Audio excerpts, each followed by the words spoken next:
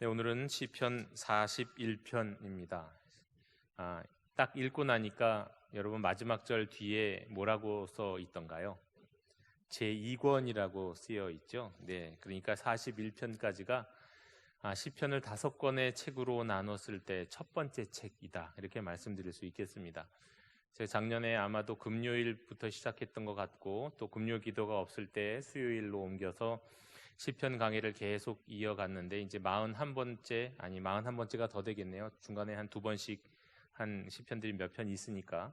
근데 드디어 이제 41편이 끝납니다. 제1권이 끝나고, 이제 제1권이 끝난 다음에는 또 당분간 시편은 하지 않고 이제 다른 말씀을 또 나눌 예정입니다. 오늘 여하간 시편 41편이 끝났습니다. 이 시편 41편이 어떻게 보면은 이렇게들 얘기합니다. 여러분 북엔드 아시죠? 북엔드. 이게 책 같은 거 받쳐놓는 거 중간에 무거운 철로 만들어 갖고, 그래서 책장 사이에서도 책이 중간중간에 흐트러지지 않도록 북엔드를 이렇게 끼워 놓지 않습니까? 이 시편 41편이 이제 북엔드다. 41권의 끝. 그리고 또 어떻게 보면 이 첫 번째 시편 책의 마지막이기 때문에 작은 책으로 하면 분책하는 분책의 겉장이다. 그렇게도 이제 말씀드릴 수가 있겠습니다. 그런 의미에서 또 가만히 보면 이제 내용에서도 이게 마지막은 마지막인가 보다 하는 이제 그런 내용들이 1절에 이제 나오게 되죠. 일단 이제 시편 41편은 전반적으로 보면 아픈 사람이 기도하는 것 같은 그런 내용이 많이 있습니다. 특히 병자를 위한 기도, 또 어떻게 보면 병 나은 사람의 찬양 같은 내용이 시편 41편입니다. 특별히 이제 그 중간에 핵심적인 절들을 보면 4절에서 10절인데, 이게 말하자면 아픈 사람의 기도이거든요. 그런데 이 아픈 사람의 기도가 중병에 걸린 사람의 기도, 안타까움 가운데 하나님께 탄식하는 그 탄식의 시편인데, 이거를 말하자면 예전에 있었던 것이다라고 생각하면 이거는 병이 다 나은 사람이 하나님께 감사 찬송을 드리는 시편이고요. 어쩌면 지금 이 순간에 아픈 사람의 기도다 그러면 이 병자의 기도다, 이렇게 이제 얘기할 수 있겠습니다. 그러니까 이렇든 저렇든 이 시편 41편은 몸이 아프신 분들이 이 시편을 나의 기도와 나의 찬양으로 늘 고백하시면 좋은 그런 시편이다, 이렇게 말씀을 드릴 수가 있겠습니다. 아마도 실제로 이스라엘 백성들 가운데서도 육체에 아픔이 있는 사람들이 이 시편을 많이 고백했을 것 같습니다. 자, 이 내용이 이 시편 41편이 이 북엔드라, 또 분책하는 그 겉장이다라고 알게 되는 이유가 또 여러 가지가 있지만, 우리가 맨 마지막 절에 아멘 아멘 나온 것도 그렇고요. 또 1절을 봐도 알 수가 있습니다. 우리 1절 다 같이 한번 읽도록 하겠습니다. 1절 시작. 가난한 자를 보살피는 자에게 복이 있으며 재앙의 날에 여호와께서 그를 건지시리로다. 복이 있다고 그랬죠. 여러분, 복이 있다는 말을 시편 어디서 보셨습니까? 시편 몇 편에 나올까요? 복이 있다? 네, 1편에 나오죠. 1편에. 시편 1편에 복이 있는 사람은 하고, 악인의 죄를 쫓지 아니하며 죄인의 길에 서지 않으며 오만한 자리에 앉지 아니하고 오직 여호와의 율법을 즐거워하여 그 율법을 주야로 묵상하는 자로다. 복 있는 사람으로 선언하고 시작하는 게 시편 1편이었어요. 그런데 그 시편의 첫 번째 책이 끝나는 이 마당에 다시 한번 복 있는 사람이 나옵니다. 그러니까 이제 이게 딱 겉장인 거죠. 앞장과 맨 마지막 장 같은 느낌이 딱 들죠. 복이 있는 자. 1편과 41편은 복으로 시작해서 복으로 끝납니다. 복이 있는 자. 그런데 이 복이 있는 자가 어떤 사람이냐면, 1편에서는 아까도 말씀드렸지만, 방금 전에 했지만, 복이 있는 사람은 악인의 죄를 쫓지 않고 죄인의 길에 서지 않고 오만한 자의 자리에 앉지 않냐고. 한마디로 말하면 죄로부터 멀리 있는 자예요. 그리고 죄로부터 멀리 있으면서 하나님의 말씀을 묵상하는 자가 복이 있는 사람이죠. 그런데 시편 41편에서 복이 있는 사람은 어떤 사람일까요? 주의 깊게 한번 보시면 여기에는 뭐 죄로부터 멀리하는 사람이라기보다, 또 하나님의 말씀을 늘 묵상하는 사람이라기보다 어떤 사람이라고요? 아주 구체적으로 말씀하잖아요. 가난한 자를 보살피는 자, 그가 복이 있는 사람이다. 그러니까 시편 1편에서는 그 복이 있는 사람을 어떻게 정의해주고 계시냐면, 알려주고 계시냐면, 설명해주고 계시냐면 이 신앙적인 차원.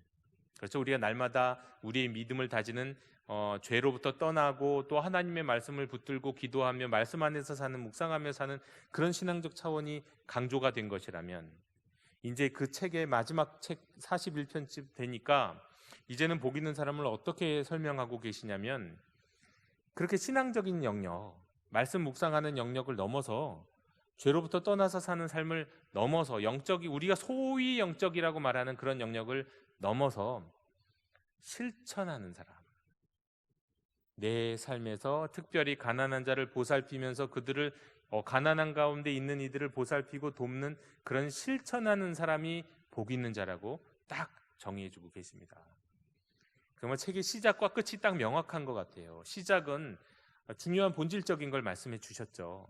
죄로부터 떠나 사는 삶, 그리고 말씀을 묵상하며 사는 삶, 이게 복된 자. 그런데 이제는 그렇게만 사는 사람이 복된 사람이 아니다. 거기에만 머물러 있으면 안 되고, 정말 내가 죄로부터 떠났고 정말 말씀을 묵상했다면 이제 41편에서는 딱 정리하시기를, 네가 정말 그런 사람이었다면 너는 가난한 자를 보살피는 자가 될 것이다. 그러면서 가난한 자를 보살피는 자에게 복이 있다, 이렇게 말씀해 주고 있습니다. 복 있는 자의 기준이 이웃에 대한 실천, 사랑, 이웃 사랑.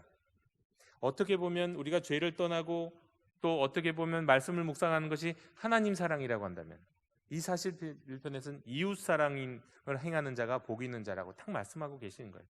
이게 참 왁구가 맞는다고 그러죠. 프레임이 앞뒤가 딱 맞는 그런 말씀인 겁니다. 자, 보다 실천적, 보다 사회적, 이렇게 말씀드릴 수 있겠습니다. 그리고 특별히 20편 41편에서 이 가난한 자를 보살피는 자라고 했는데요, 그런 자가 복 있는 자라고 했는데, 가난한 자는 시편에서는 처음 나옵니다.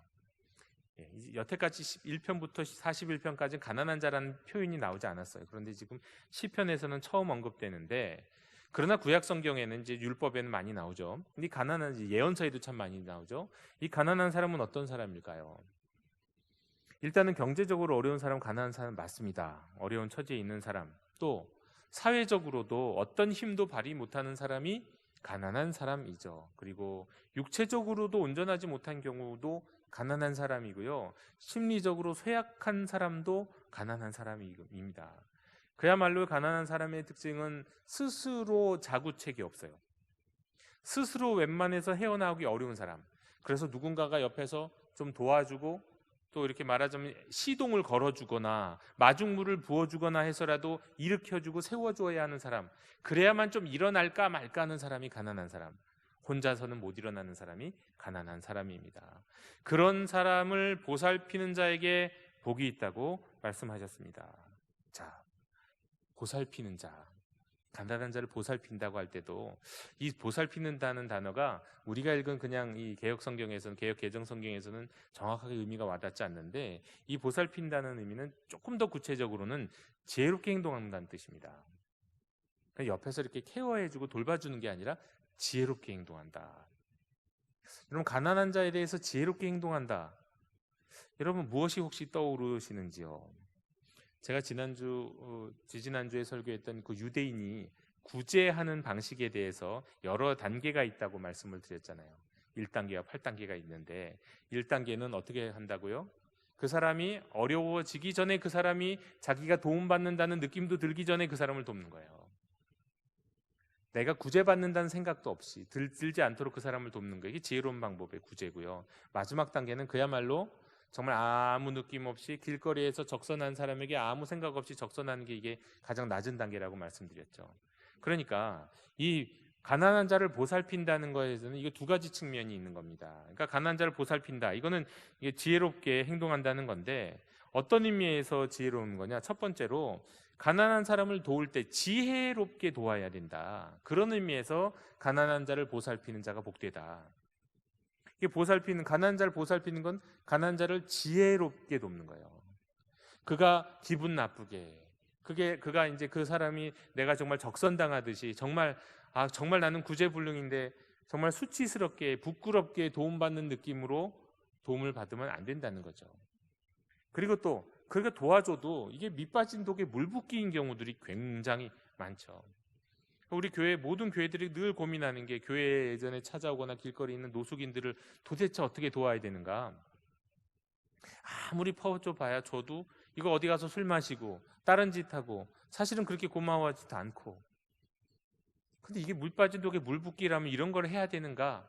그래서 이제 뭐 교회들이 힘을 써서 우리 교회가 돕는 경우에도 그런 식의 적선이 아니라 그 노숙인으로 있는 분들이 어떻게든 자립하고 자기 집으로 임대 아파트에 들어가게끔 돕고 이런 과정을 도와서 그가 설 수 있도록 해주는, 이게 사실은 지혜롭게 돕는 거죠.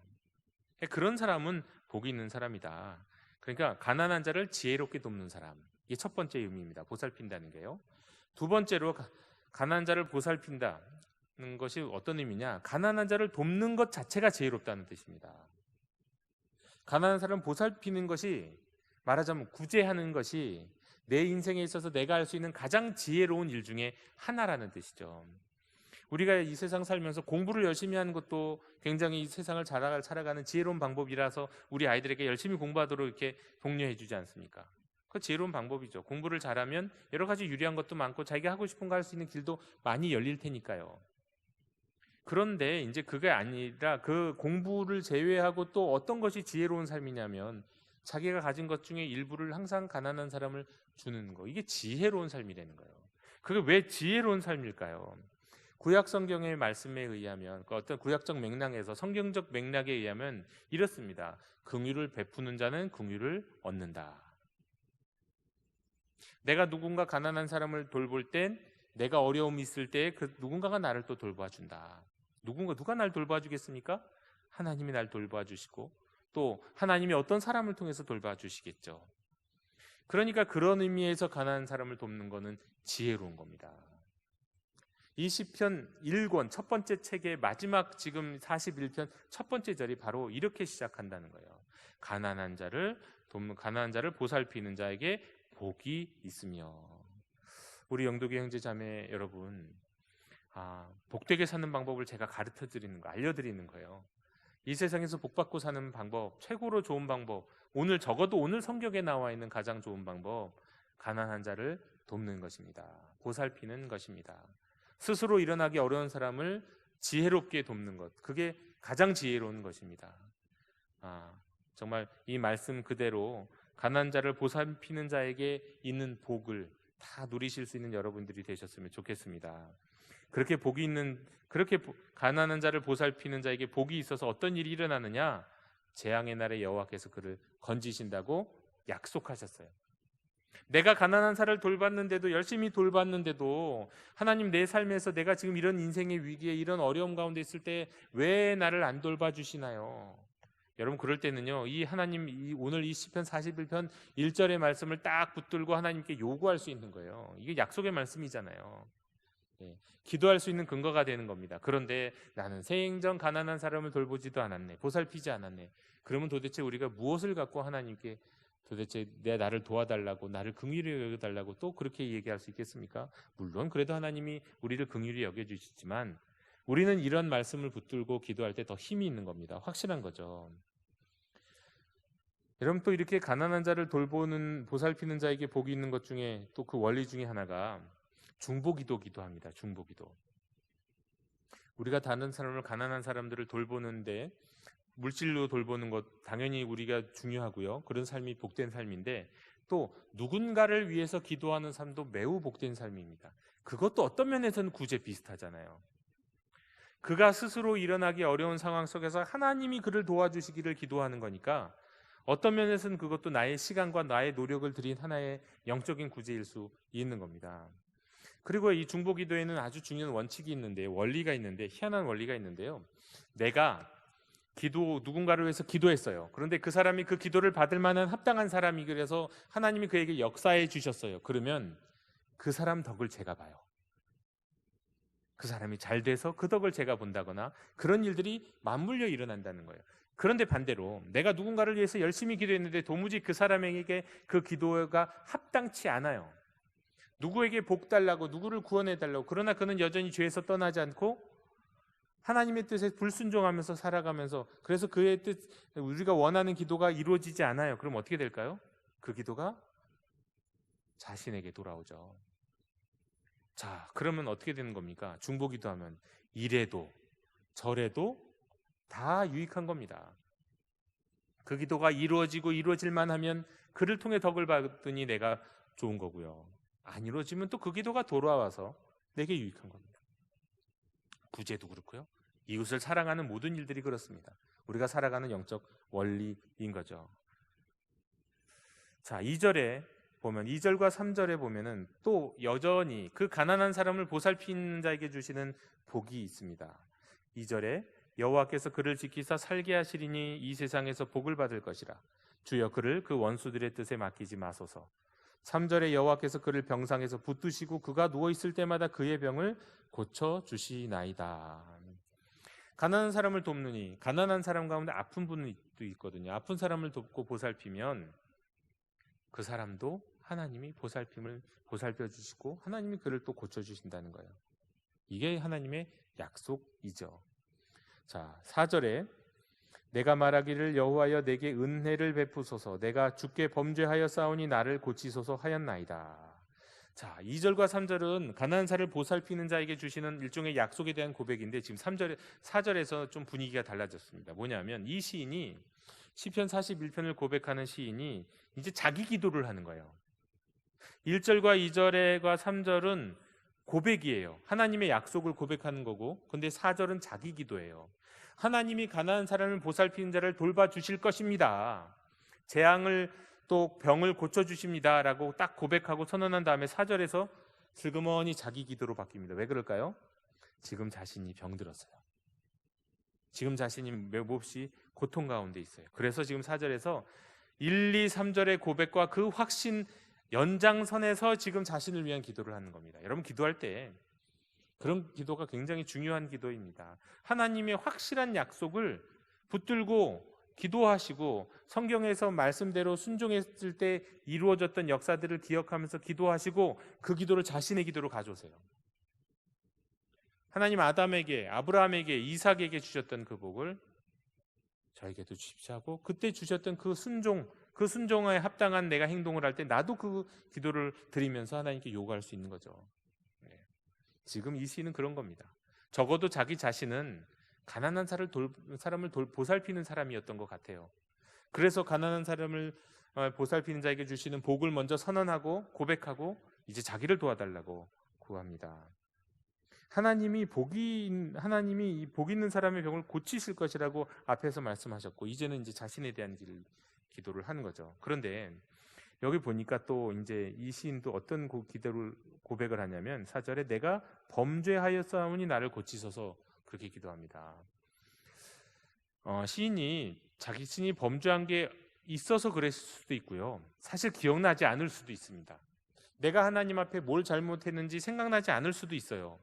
그럼에도 또 이 기도를 할 수 있습니다. 왜요? 그래서 여러분 우리가 하나님 앞에서 저지른 죄가 다 기억나나요? 다 떠오르나요? 저도 아마 모르는 죄가 한 100배는 더 많을 것 같은데요. 제가 생각할 수 있는 것보다 100배만이면 다행이겠죠.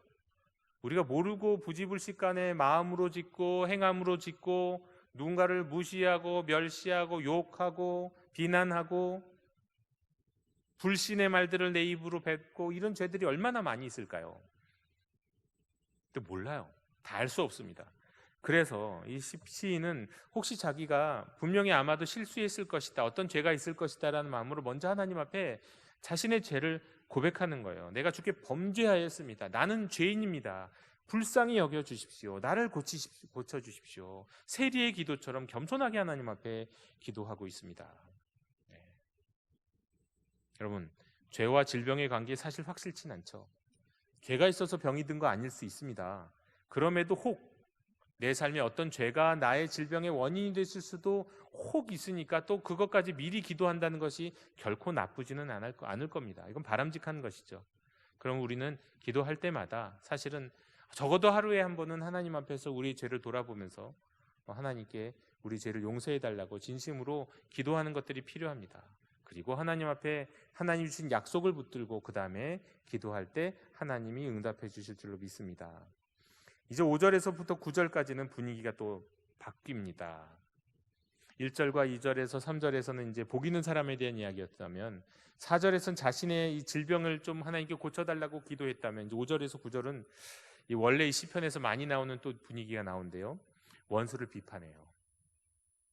어떻게 보면 원수에 대한 불평, 자기를 괴롭히는 사람에 대한 불평들이 가득합니다. 5절, 나의 원수가 내게 대하여 악담하기를 그가 어느 때에나 죽고 그의 이름이 언제나 없어질까 하며, 자신에게 지금 이 시인에게는 어떤 원수 같은 존재가 있는데 그 사람들은 늘 자기를 악담한대요. 그리고 그가 언제 죽을까, 내가 언제 죽을까 기다리고 있고요. 또 그의 이름이 언제나 없어질까 하며, 그의 이름이 없어진다는 거는요, 그의 후손도 없어지는 걸 말합니다. 이스라엘 백성들은 자신의 후손을 통해서 그 이름이 유지된다고 생각했고, 그 이름이 유지되면서 자신이 어떤 의미에서 또 다른 생명이 이어진다고 생각했어요.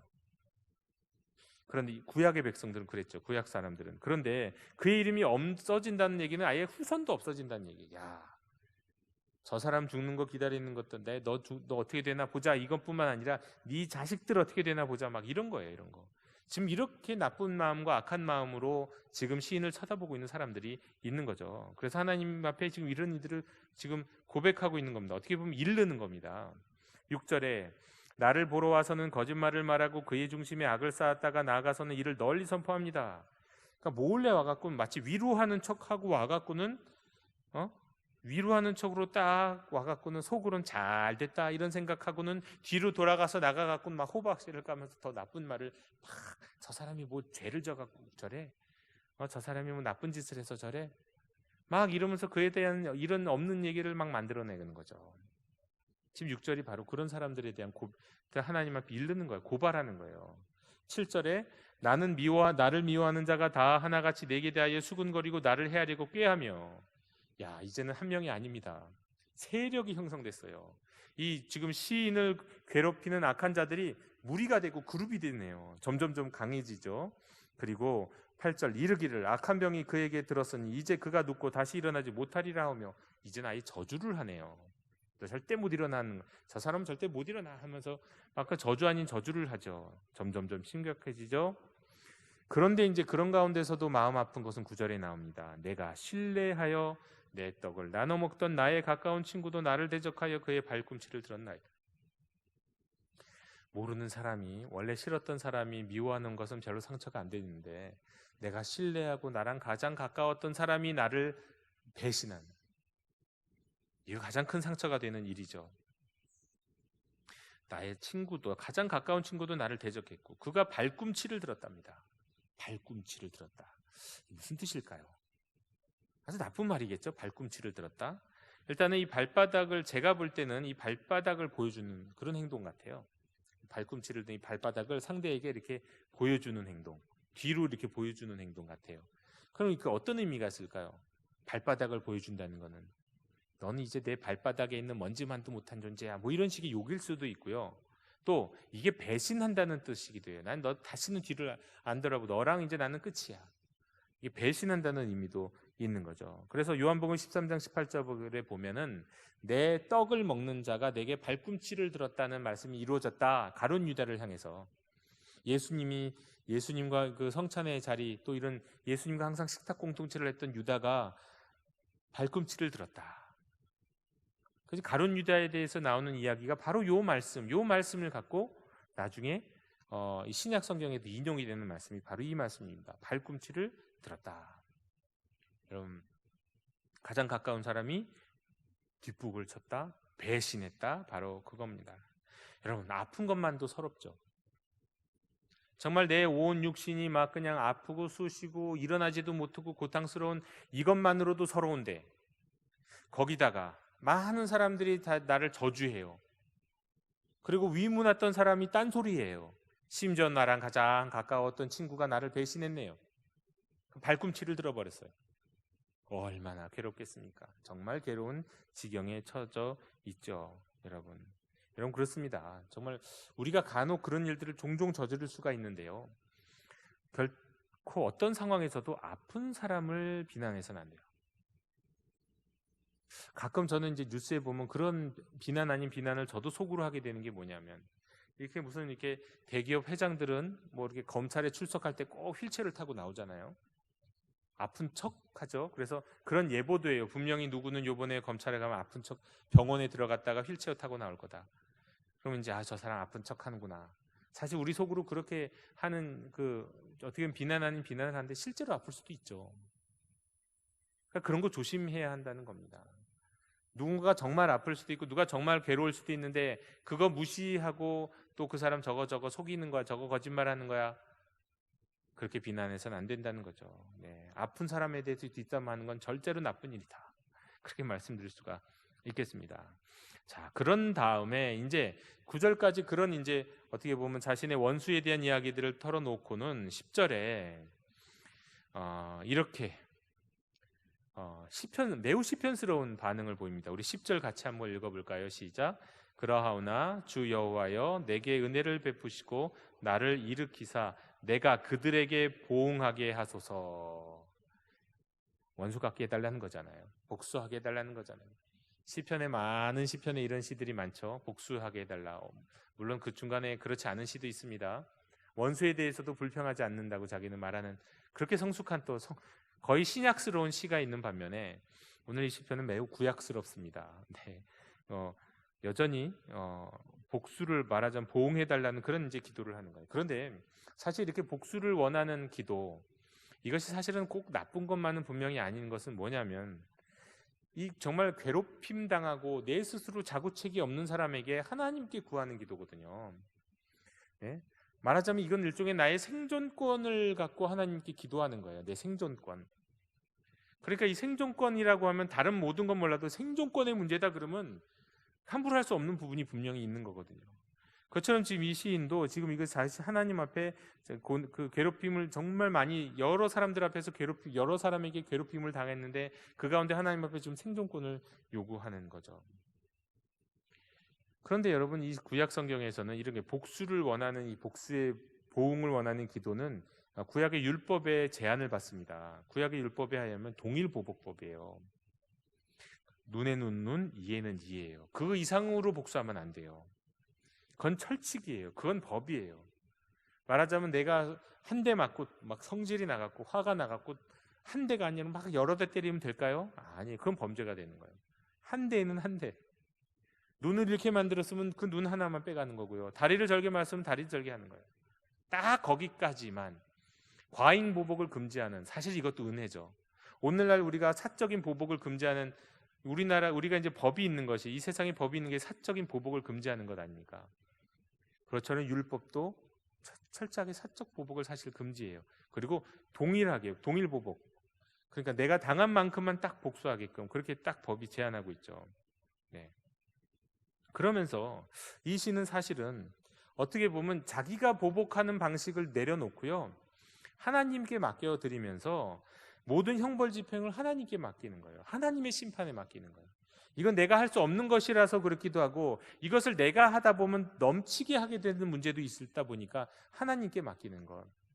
그래서 넘치지 않도록 하나님이 적당하게 딱 알맞게 하나님의 의, 공의의 균형에 맞게만 딱 복수해 주십시오. 이렇게 기도하는 기도라고도 말씀드릴 수 있겠습니다. 그러므로 어떻게 보면 이런 기도, 이런 모습들이 사실은 구약 사회를, 이스라엘 사회를 건강하고 사실은 다른 어떤 세상보다도 더 건강하고 균형이 잡히고 질서 잡힌 사회로, 또 어떻게 보면 성숙한 사회로 만들었다고도 볼 수 있습니다. 그냥 주먹이 앞서는 사회는 힘센 사람이 한없이 힘없는 사람을 괴롭히는 사회고요. 너 나 왜 한 대 때렸어? 난 너 10대 때릴 거야. 그런데 구약에서는 그것이 불가능했어요. 그래도 적어도 율법에 따르면 그것이 금지되었다는 말씀이죠. 그러면서 특별히 구약의 시인들은, 특별히 시편의 시인들은 그 모든 심판을 하나님께 부탁합니다. 하나님이 해달라고. 내 손 떠났습니다. 이건 하나님의 영역입니다. 하나님이 복수해 주세요. 하나님의 방식대로. 그리고 하나님께 드립니다. 네. 그런 면에서는 이 기도가 그래도 성숙한 기도인 거죠. 내가 하지 않겠다. 하나님께 맡겨드리는 거니까요. 하나님께 위임해드리는 거니까요. 우리가 혹시 정말 억울한 일이 있으면, 정말 괴로운 일이 있을 때는 여러분 그렇게 기도하실 수 있습니다. 우리가 하나님의 심판에 맡기는 기도, 하나님이 복수해 주시기를 원하는 기도, 하나님께는 드릴 수 있어요. 네. 그러면 하나님이 하나님의 선 안에서 하나님의 뜻 안에서 행하실 줄 믿습니다. 그런데 예수님은 어떻게 하셨나요? 분명한 것은 신약에서 예수님은 복수를 포기하고 원수를 사랑하라고 말씀하십니다. 구약에서는 복수가 허용되지만 신약에서는 특별히 예수 그리스도의 제자와 예수님 교회에서는 복수가 허용되지 않습니다. 용서해야 돼요. 원수를 사랑해야 돼요. 네, 원수를 사랑하는 그것이 우리 주님의 방식이죠. 그러니까 우리 예수님의 방식은 사실 시편 기도보다는 더 성숙한 기도인 것은 분명합니다. 자, 그 다음에 11절 이제 또 그렇게 고백합니다. 내 원수가 나를 이기지 못하오니 주께서 나를 기뻐하시는 줄을 내가 알았나이다. 지금 억울함을 하나님께 호소했잖아요. 저들 좀 하나님이 어떻게 좀 해주세요. 그랬더니 그렇게 기도하고 났더니 마음이 풀렸어요. 그리고 이제 자신감이 생겼어요. 아, 이제 하나님께 맡겨드렸으니 그건 이젠 내가 더 이상 내 마음에 품을 필요가 없어. 저들 때문에 내가 괴로움 받았는데 내가 이제 하나님께 다 맡겨드렸으니까 이제는 더 이상 그런 기도를 할 필요도 없고, 이제 하나님 원수도 나를 이제는 어떻게 하지 못할 것이고, 이제는 주님께서 나를 기뻐하신다. 곧 하나님께서 나를 기뻐하시기 때문에 내 기도에 응답하실 거야. 나의 이런 기도를 즐겨하시며 기다리고 계셨어. 이제는 하나님의 방식대로 이 기도에 역사해 주실 거야. 이렇게 지금 고백하고 있는 겁니다. 자신감이 회복된 상태에서 말이죠. 그리고 12절에 주께서 나를 온전한 중에 붙드시고 영원히 주 앞에서 세우시나이다. 그렇습니다. 앞에 있었던 사건, 정말 죽을 것 같은 괴로운 일, 또 원수 같은 사람의 비방과 저주, 그래도 혼자도 아니고 집단으로 따돌림 당하는 그런 고통, 그런데 그런 것이 있었지만 나는 하나님께 다 내어드리고 기도했더니 12절처럼 주께서 나를 온전한 종에 붙드시고 영원히 주 앞에서 나를 세우시는구나, 이렇게 고백하면서 시인은 시의 기도, 이 시편 41편의 기도를 마무리하고 있습니다. 그리고 13절이 있네요. 여러분, 13절은 어떻게 보면 시편 41편의 마지막이 아니라 시편 1권 첫 번째 책의 마지막입니다. 우리 다 같이 읽어볼까요? 시작. 이스라엘의 하나님 여호와를 영원부터 영원까지 송축할지로다. 아멘, 아멘. 이제 시편 1권이 끝났습니다. 41편도 끝났습니다. 여러분, 오늘 우리가 읽은 시편 41편의 말씀에서 우리가 배울 수 있는 교훈은 어떤 걸까요? 우리의 신앙이 성숙되기 위해서 정말 우리가 죄로부터 떠나고 또 말씀을 묵상하는 기본적인 우리의 신앙 영적인 삶을 누려야 되지만, 그런 삶을 살아야 되지만, 나가서 거기에만 머물지 말고 하나님 사랑에만 머물지 말고 진실로 하나님을 사랑한다면 이웃사랑, 가난한 자를 보살피는 지혜로운 삶을 살아야 한다. 이것이 오늘 우리에게 주시는 아주 중요한 핵심적인 말씀이죠. 그리고 그렇게 사는 사람에게 복이 있으며 재앙의 날에 아픈 가운데 있을 때 하나님이 그를 고쳐주시고 그를 구원하시고 그를 보호하시는 줄로 믿습니다. 가난한 자를 보살피는 게 진정 복이 있는 것입니다. 우리 영도교회 형제자매 여러분, 가난한 자를 보살핌으로 복된 삶을 누리시기를 빕니다. 그리고 또 이렇게 주신 말씀 중에서 오늘 이제 전체적으로 다 기억하면, 우리가 우리의 억울한 일이 있고 괴로운 일이 있을 때 하나님께 던져버리라고요. 기도를 통해서 말입니다. 그게 내 수준이 좀 낮는다 할지라도 차라리 정직한 게 낫습니다. 내 마음에서는 아직 복수하고 싶은 많고 저들이 좀 어떻게 되고 싶은 이런 마음이 솔직히 있으면 그 하나님께 복수하고 싶은 마음을 그대로 던져버리세요. 하나님께 드리고 이제는 잊어버리세요. 하나님이 해주십시오. 이제 나 손 놓습니다. 하나님의 의와 하나님의 뜻대로 그걸 던져버리십시오. 그리고 그 괴로움으로부터, 그 아픈 쓴뿌리로부터, 그 받았던 상처로부터 자유하십시오, 이제는. 그리고 그 자유한 자에게 주시는 복, 주께서 나를 온전한 중에 붙드시고 영원히 주 앞에서 나를 세우신다. 그 어떤 것도 흔들지 못하도록 영원히 나를 앞에서 대면하며 보면서 나를 이끄시며 나와 함께 동행하며 살아가신다는 이 말씀을 붙드시고 하나님 앞에 기도하고 또 하나님께 모든 것들을, 불평까지도 원망까지도 다 드리는 우리 형제 자매님들이 되시기를 원합니다. 그리고 마지막, 이스라엘의 하나님 여호와를 영원부터 영원까지 송축할지로다. 아멘, 아멘. 우리의 삶이 찬양으로 끝나기를 원합니다. 내 인생의 마지막에는 무엇으로 내 인생의 마지막 말을 끝낼까? 후회와 안타까움으로 여러분 끝내시겠습니까? 마지막 말할 마디 한마디를 내가 할 수 있다면, 이제 내가 숨이 넘어가는데 마지막 한마디 말을 뭔가를 할 수 있다면 아쉽다. 여러분 그러실래요? 네? 한 번만 더 살았으면 이런 말 하시겠습니까? 아니요. 그게 아니라 하나님을 찬양하는 찬양이 나와야 되는 줄 믿습니다. 이 세상을 살았고 하나님을 경험했고 하나님을 만났던 그 모든 은혜를 생각하면서, 물론 내 죄악된 모습도 기억하지만 그러나 그 죄악을 넘어서 역사하셨던 그 하나님의 사랑과 은총을 기억하면서 내 인생의 내 입술의 마지막 입술의 고백은 하나님을 찬양하는 찬양, 그 찬양이 될 수 있는 우리 영도교회 형제자매님들이 다 되시기를 주님의 이름으로 축원합니다. 기도하시겠습니다. 오늘 주신 이 말씀을 기억하면서 잠시 조용히 묵상 가운데 기도하기를 원합니다. 전체적인 말씀을 한번 기억하시면 좋겠습니다. 가난한 자를 보살피는 자에게 복이 있으며, 그리고 그 가난한 자를 보살피는 자에게 주시는 복은 재앙의 날에서 그를 건지시고 아픔 가운데서 고치시는, 그리고 무엇보다도 마지막 때에는 온전한 장에 붙드시고 영원히 주 앞에 세우시는 그 복입니다. 이 말씀을 기억하면서 우리 하나님 앞에 묵상 가운데 기도하시겠습니다.